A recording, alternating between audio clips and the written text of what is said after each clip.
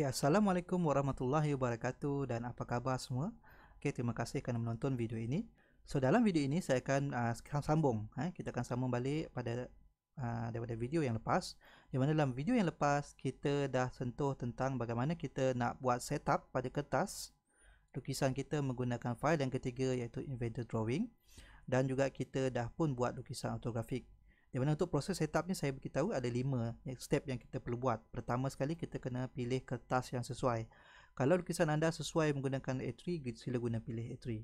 Tapi kalau katakan anda pelajar hanya ada printer A4 saja, boleh setting size A4. Yang kedua kita buat definition, title block definition, iaitu di mana kita nak setting apakah size title block kita dan apakah content yang perlu kita masukkan dalam title block kita. Itu saya sentuh sedikit saja. Okay, kemudian yang ketiga kita perlu buat dulu setting adalah kita kena gunakan iProperties untuk kita masukkan maklumat yang default yang ada dalam kita punya kertas, seperti nama anda sebagai author, nama institusi anda, okay, nama projek anda. Okay, kemudian yang keempat yang kita buat adalah kita masukkan manual text untuk kita masukkan info tambahan yang akan berubah mengikut projek kita lah, mengikut lukisan kita. Contohnya kita nak buat lukisan ortografik, kita tulis orthographic drawing. Kalau kita nak buat assembly drawing, kita buat assembly drawing. Kejap lagi saya akan tunjuk kenapa ia perlu dibuat sebegitu. Okay, yang ketiga, yang kelima kita perlu setting untuk ortografik saja. Kita perlu setting view dia. Adakah kita nak pakai first angle view ataupun kita pakai third angle view. Itu yang kita sentuh dalam video yang pertama, video sebelum ini. Okey, so dalam video yang kali ini saya akan berkongsi kepada anda tentang bagaimanakah cara kita nak melukis lukisan isometrik.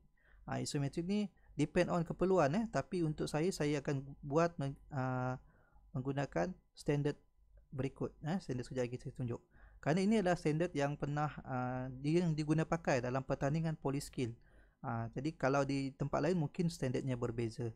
So terpulang pada tuan-puan, tapi untuk dalam video untuk video ini saya akan menggunakan setting lukisan isometrik mengikut apa yang kita guna pakai. Okey. So untuk kita sambung balik video kertas kita ini, okey. Di mana untuk kita menghasilkan lukisan yang kedua kita perlu buka kertas baru. Tak perlu buka new file, tak perlu buka file baru nak setting balik leceh. Sebaliknya kita gunakan file yang sama dalam ortografik ini. Okey, dan kita cuma perlu buat kertas baru saja, kertas kedua saja. So di sini itu sebabnya di sini keluar satu daripada satu ni. Bermaksud ini kertas yang pertama daripada keseluruhan kertas yang kita ada. Okey, maaf. Okey. So bagaimana caranya? Pertama sekali kita pergi dulu dekat tab place view ni, yang mula-mula ni, place view ni. Okey, kemudian keduanya kita pergi kepada new sheet untuk dapatkan kertas yang kedua. So bila saya klik new sheet, anda akan nampak kertas kedua muncul, iaitu dalam ruangan ini kosong. Okay, dia bukan hilang, dia kertas kedua, dia sheet 2 kat sini. Kalau anda nak balik kepada kertas yang pertama, double klik saja kat kertas pertama ni. Dia ada lagi, dia tak hilang. Cuma kita pergi kepada helaian yang berikutnya. So saya pergi balik pada sheet tu, dia kembali pada kertas yang kedua. So anda boleh nampak dekat sini lah. Ini ada kertas 2 daripada 2, ataupun kalau saya klik balik sheet 1, kita nampak kertas 1 daripada 2. Okey, saya ambil sheet 2 lah. Okey, so kita nak buat lukisan lukisan isometrik dalam kertas yang kedua ini. Okey, kalau anda tengok pada kertas kedua ini, iProperties, properties yang ada dalam title block kita yang kita dah buat menggunakan iProperties sebelum ini, dia akan ikut sekali. Dia ikut sekali. Okay, dia akan ikut sekali. Dan tetapi maklumat tambahan yang saya beritahu sebelum ini, kita menggunakan kita buat secara manual, dia tidak akan dipaparkan. Saya bandingkan. Okay, yang ni ada, tapi orthographic drawing dengan scale ni tak ada. Okay, tak ada. Okay, so nak mudah saya just klik select saja dekat sini, copy, pergi balik ke kertas kedua, kita paste. Kita susunlah balik. Okay. Kalau rasa kedudukannya tak okey, boleh adjust. Okey, saya adjust sikit. Okey. Okey, kali ini kita nak buat lukisan isometrik. Jadi saya just edit saja. Kita edit saja. Isometric drawing. Okey, klik okey.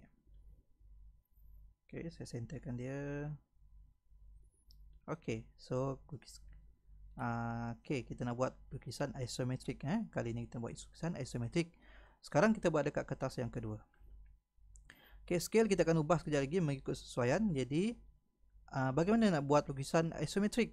Okey, caranya mudah saja. Pergi pada kat base di sini. Klik pada base. Okey, kita browse balik projek kita iaitu assembly ni.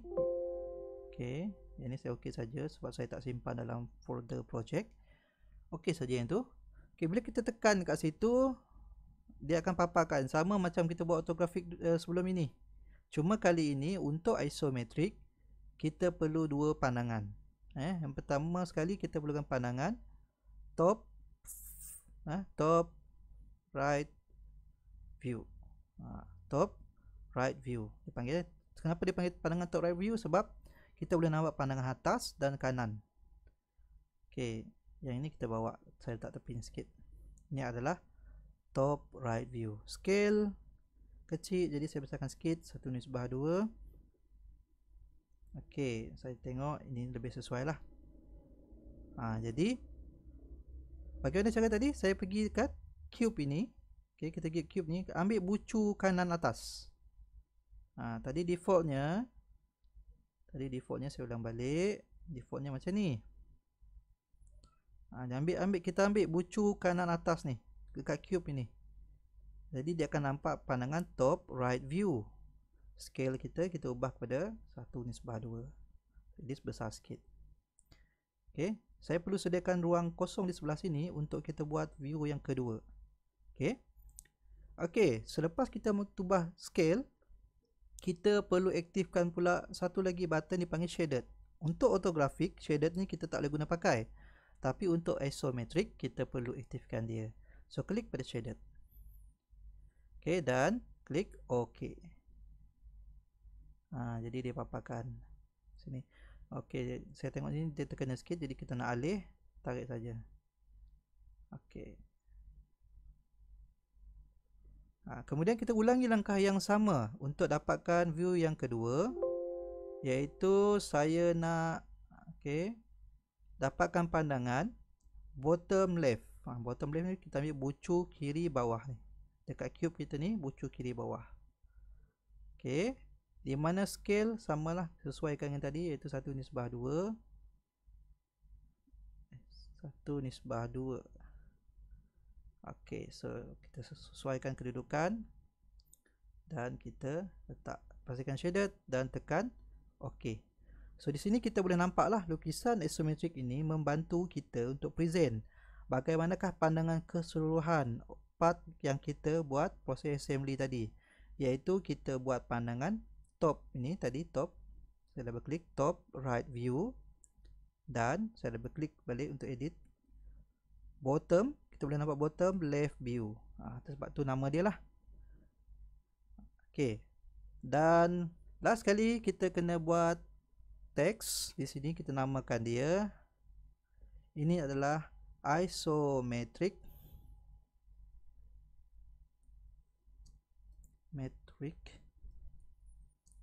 Top right view. Okey, ini pandangan isometrik top right view. Okey, saya rasa saya nak besarkan sikit lah. Select nak tukar dia punya size, select semua dulu, baru kita tukar size. Okey, ini adalah isometric top right view. Okey, saya nak mudah, saya just copy saja sini, copy, paste, letak sini lah dan kita edit. Ini adalah isometric bottom left view. Alright. Okay, so untuk lukisan isometrik Ini je yang perlu kita buat. Kita cuma nak tunjukkan pandangan atas sebelah kanan dan pandangan bawah sebelah kiri projek kita. Okay, so untuk video berikutnya saya akan tunjuk pada anda bagaimanakah cara untuk kita menghasilkan lukisan assembly. Bagi anda yang belum like atau subscribe, sila like dan subscribe channel saya untuk support. Okay, Assalamualaikum warahmatullahi wabarakatuh.